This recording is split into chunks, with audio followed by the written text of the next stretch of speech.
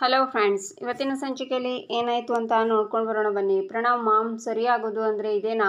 ಎಲ್ಲ ನಾವು ಅಂದ್ಕೊಂಡಂಗೆ ಆಗುತ್ತೆ. ನಮ್ಮ ಅಪ್ಪ ಬಂದು ನನ್ನ ಕಾಲು ಹಿಡಿದು ಜಾನ್ಸಿಗೆ ಒಂದು ಬಾಳ್ ಕೊಡು ಅಂತ ಬಿಡ್ಕೋತಾರೆ ಅಂದಿದ್ದೆ. ಇವಾಗ ಏನಾಯಿತು? ಎಸ್ ಮಾಮ್, ಎಲ್ಲ ಸರಿ ಹೋಗ್ತಿದೆ, ಆದರೆ ನೀನು ಅಂದ್ಕೊಂಡಂಗೆ ಅಲ್ಲ, ತಾತ ಅಂದ್ಕೊಂಡಂಗೆ ಅಂತಾನೆ.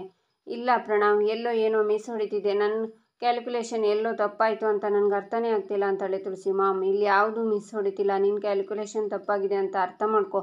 ಇವತ್ತು ನಿನ್ನ ತಾತ ಫೋನ್ ಮಾಡಿ ಉರಿಸ್ತಾ ಇದ್ದಾರೆ ಅಂದರೆ ಅಲ್ಲಿ ಅವಳನ್ನು ಎಷ್ಟು ಮೆರೆಸ್ತಿದ್ದಾರೆ ಅಂತ ತಿಳ್ಕೊತಾನೆ ಪ್ರಣವ್. ನನಗೆ ಅರ್ಥ ಆಗ್ತಿಲ್ಲ, ಇದೆಲ್ಲ ಹೇಗೆ ಸಾಧ್ಯ ಅಂತಾಳೆ ತುಳಸಿ. ಹೀಗೆ ಆಗುತ್ತೆ ಅಂತ ನಾನು ಮೊದಲೇ ಹೇಳಿದ್ದೆ ಅಲ್ವ ತುಳಸಿ. ಯಾಕಂದರೆ ನಾವು ಒಂದು ಲೆಕ್ಕಾಚಾರ ಮಾಡಿದರೆ ಆ ದೇವ್ರು ಇನ್ನೊಂದು ಲೆಕ್ಕಾಚಾರ ಮಾಡಿರ್ತಾನೆ. ಸೊ ಮನುಷ್ಯ ಮಾಡೋ ಲೆಕ್ಕಾಚಾರ ತಪ್ಪಿದ್ರು ದೇವ್ರು ಮಾಡೋ ಲೆಕ್ಕಾಚಾರ ಮಾತ್ರ ತಪ್ಪಲ್ಲ ಅಂತಾರೆ ನಾಗಾರ್ಜುನ್. ನೀನು ಸ್ವಲ್ಪ ಸುಮ್ಮನೆ ಇರ್ತೀಯಾ ಅಂತಾರೆ ತುಳಸಿ. ಮಾಮ್, ನೀನು ಕೋಪ ಮಾಡಿಕೊಂಡು ಡ್ಯಾಡ್ ಬಾಯಿನ ಮುಚ್ಚಿಸ್ಬೋದು, ಆದರೆ ಸತ್ಯನ ಬದಲಾಯಿಸೋಕ್ಕೆ ಸಾಧ್ಯನೇ ಇಲ್ಲ ತಾನೇ. ಈಗಲಾದರೂ ಕಣ್ಮುಂದೆ ಇರೋ ಸತ್ಯನ ಒಪ್ಕೊಂಬಂತಾನೆ ಪ್ರಣವ್.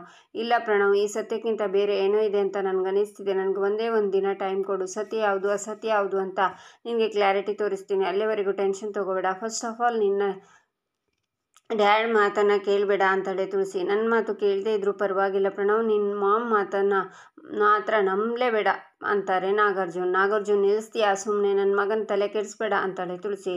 ಈಚೆ ರಾಘು ಮನೆಯವರೆಲ್ಲ ಹಾಲಲ್ಲಿ ಕೂತಿರ್ತಾರೆ. ಆಗ ಗಣಪ ಅಷ್ಟು ಜನರ ಮುಂದೆ ಮದುವೆ ಮಂಟಪಕ್ಕೆ ಬಂದು ನಡೀತಿದ್ದು ಈ ಮನೆ ಮಗನ ಮದುವೆನ ನಿಲ್ಲಿಸಿ ಮನೆ ಮರ್ಯಾದೆನ ಕಳೆದಿರೋಳನ್ನು ಅಮ್ಮ ಈ ಮನೆಗೆ ಸೇರಿಸ್ಕೊಂಡಿರೋದು ಯಾಕೆ ಅಂತ ಗೊತ್ತು ತಾನೆ. ಅವಳ ಮನೆಗೆ ಬರ್ತಿದ್ದ ಹಾಗೆ ಅವಳನ್ನು ಓಡಿಸ್ಬಿಡ್ತೀವಿ ಅಂತ ನೀವು ಹೇಳಿದ್ದನ್ನು ನಂಬ್ಕೊಂಡಿದ್ರೆ ಇಲ್ಲಿ ಏನಾಗ್ತಿದೆ ಅಂತಾರೆ. ಅವಳು ಈ ಮನೆಗೆ ಬಂದು 3 ದಿನ ಆಯಿತು, ಹೋಗೋ ಸೂಚನೆಯೇ ಕಾಣ್ತಿಲ್ಲ ಅಂತಾರೆ ಲಲಿತಾ. ಬದಲಾಗಿ ಇಲ್ಲೇ ಇರೋ ಥರ ಕಾಣ್ತಿದ್ದಾಳೆ. ನೀವು ಹೇಳಿದ್ದು ಏನಾಯಿತು ಅಂತಾರೆ ಗಣಪ.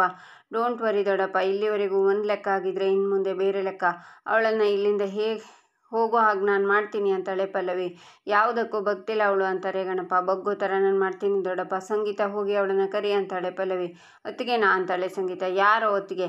ಹೋಗಿ ಅವಳನ್ನು ಬರೋಕ್ಕೆ ಹೇಳು ಝಾನ್ಸಿ ಅಂತಾರೆ ಅಜ್ಜಿ. ಆಗ ಸಂಗೀತ ಝಾನ್ಸಿ ಅಂತ ಕರೀತಾ ರೂಮ್ ಒಳಗಡೆ ಬಂದು ಅತ್ತಿಗೆ ಅಂತಾಳೆ. ಸಂಗೀತ, ಈಗ ತಾನೇ ಝಾನ್ಸಿ ಅಂದಂಗಿತ್ತು ಅಂತಾಳೆ ಝಾನ್ಸಿ. ಅವ್ರ ಮುಂದೆ ನಿಮ್ಮನ್ನು ಝಾನ್ಸಿ ಅಂತಲೇ ಕರಿಬೇಕಂತೆ. ಸಾರಿ ಅತ್ತಿಗೆ, ಪ್ಲೀಸ್ ಡೋಂಟ್ ಮೈಂಡ್ ಅಂತಾಳೆ ಸಂಗೀತ.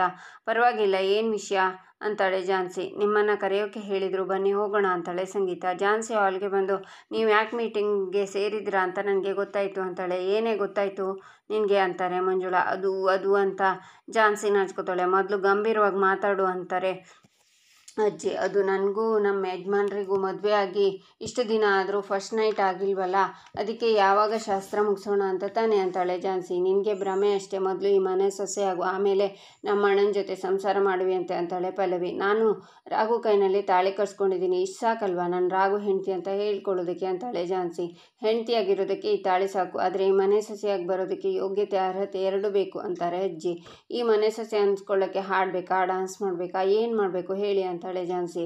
ಅಣ್ಣ ಅಂತಾಳೆ ಪಲ್ಲವಿ. ಆಗ ರಾಘು ಲೀಸ್ಟ್ನ ಕೊಡ್ತಾನೆ. ಈ ಮನೆ ಸೊಸೆ ಆಗೋ ಅರ್ಹತೆ ಪಡ್ಕೋಬೇಕು ಅಂದರೆ ಇಲ್ಲಿರೋದನ್ನೆಲ್ಲ ಮಿಸ್ ಮಾಡದೆ ಫಾಲೋ ಮಾಡಬೇಕು ಅಂತ ಲೀಸ್ಟ್ನ ಬೀಳಿಸ್ತಾಳೆ ಪಲ್ಲವಿ. ಏನಿದು ಲೀಸ್ಟ್ ಇಷ್ಟು ದೊಡ್ಡದಾಗಿದೆ ಅಂತಾಳೆ ಝಾನ್ಸಿ.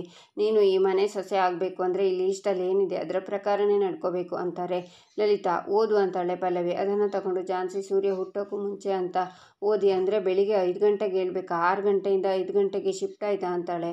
ಹೌದು ಅಂತಾಳೆ ಪಲ್ಲವಿ. ಮನೆಯ ಮೊದಲನೇ ಕೆಲಸ ಮನೆಗೆ ನೀರು ತುಂಬಿಸ್ಬೇಕು ಅಂದರೆ ನಳ್ಳಿ ಆನ್ ಮಾಡಿ ಎಲ್ಲದಕ್ಕೂ ನೀರು ತುಂಬಿಸ್ಕೋಬೇಕಾ ಅಷ್ಟೇ ತಾನೇ ಅಂತಾಳೆ ಝಾನ್ಸಿ. ಪಕ್ಕದ ಬೀದಿನಲ್ಲಿ ನಳ್ಳಿ ಆನ್ ಮಾಡಿ ಅಲ್ಲಿಂದ ನೀರು ತಂದು ತುಂಬಿಸ್ಬೇಕು ಅಂತಾಳೆ ಮಂಜುಳಾ. ಮನೆ ಮುಂದೆ ಕಸ ಗುಡಿಸಿ ರಂಗೋಲಿ ಹಾಕ್ಬೇಕಾ, ಇನ್ನು ಏನೇನಿದೆ ಅಂತಾಳೆ ಝಾನ್ಸಿ. ಈ ಲೀಸ್ಟಲ್ಲಿ ಇರೋದನ್ನೆಲ್ಲ ರಾತ್ರಿ ಪೂರ್ತಿ ಓದ್ಕೋ, ಬೆಳಿಗ್ಗೆಯಿಂದ ಇದೇ ರೀತಿ ನಡ್ಕೋಬೇಕು ಅಂತಾಳೆ ಪಲ್ಲವಿ. ರಾತ್ರಿ ಪೂರ್ತಿ ಓದಿ ಬೆಳಿಗ್ಗೆಯಿಂದಲೇ ಮಾಡಬೇಕು ಅಂದರೆ ಕಷ್ಟ ಆಗುತ್ತೆ ಅಂತಾಳೆ ಝಾನ್ಸಿ. ಈ ಮನೆ ಸೊಸೆ ಆಗಬೇಕು ಅಂದರೆ ಇದೆಲ್ಲ ಮಾಡಲೇಬೇಕು, ಮಾಡಲಿಲ್ಲ ಅಂದರೆ ಮುಂದಿನ ಕಡೆ ನಿಮ್ಮ ಮನೆ ಕಡೆ ಅಂತಾರೆ ಮಂಜುಳಾ.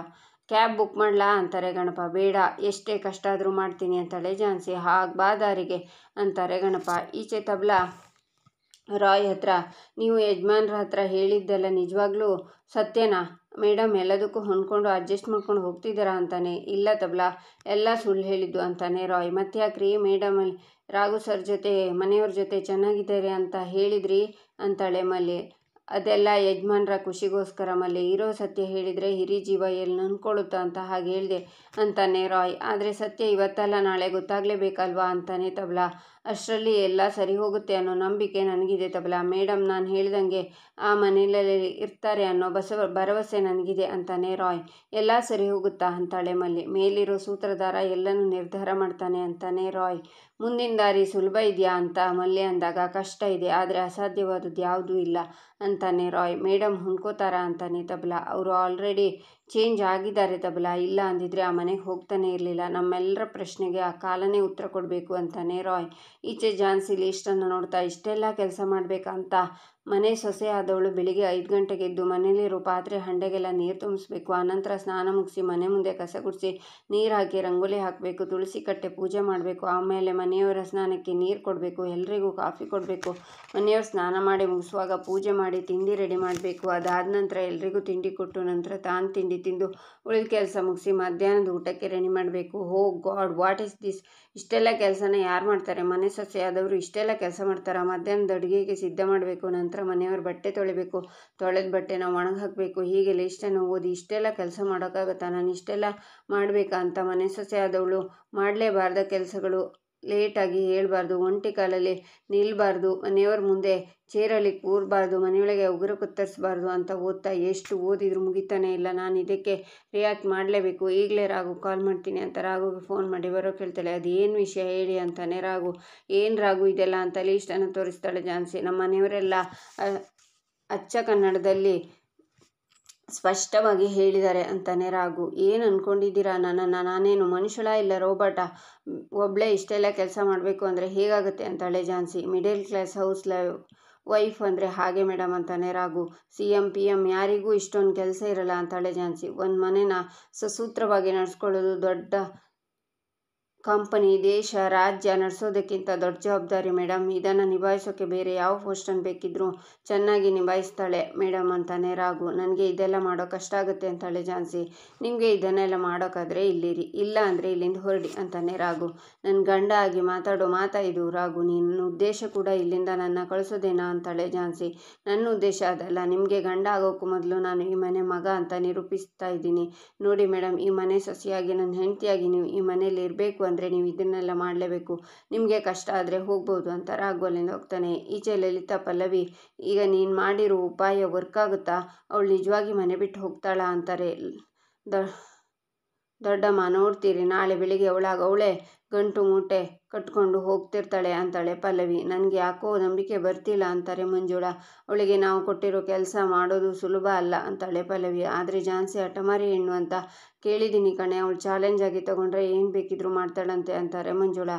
ಅವಳಿಗೆ ಬಿಂದಿಗೆ ಅಂದರೆ ಏನು ಅಂತಲೇ ಗೊತ್ತಿಲ್ಲ, ಅಂಥದ್ರಲ್ಲಿ ನೀರು ತಂದು ತುಂಬಿಸ್ತಾಳ. ಫಸ್ಟ್ ಟೆಸ್ಟಲ್ಲೇ ಸೋತು ಮನೆ ಬಿಟ್ಟು ಹೋಗ್ತಾಳೆ ಅಂತಾಳೆ ಪಲ್ಲವಿ. ಈಚೆ ಝಾನ್ಸಿ ರಾಯ್ಗೆ ಕಾಲ್ ಮಾಡಿ ಲೀಸ್ಟ್ ವಿಷಯನ ಹೇಳ್ತಾಳೆ. ಇಲ್ಲಿಗೆ ಈ ಸಂಚಿಕೆ ಮುಕ್ತಾಯವಾಗುತ್ತೆ. ಮುಂದಿನ ಸಂಚಿಕೆಗಾಗಿ ನಮ್ಮ ಚಾನಲನ್ನು ನೋಡಿ ಸಬ್ಸ್ಕ್ರೈಬ್ ಮಾಡಿ, ಲೈಕ್ ಮಾಡಿ, ಶೇರ್ ಮಾಡೋದನ್ನು ಮರಿಬೇಡಿ.